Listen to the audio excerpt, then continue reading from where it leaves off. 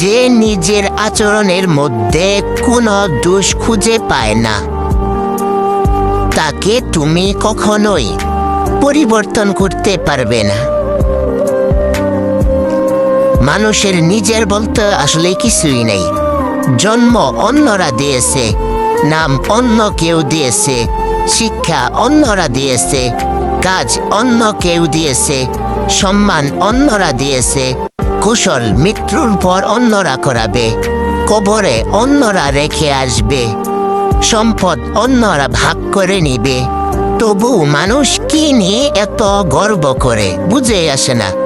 বিশ্বাস একবার ভেঙে গেলে ক্ষমা করা সম্ভব, কিন্তু আগের মতো বিশ্বাস করা সম্ভব নয়।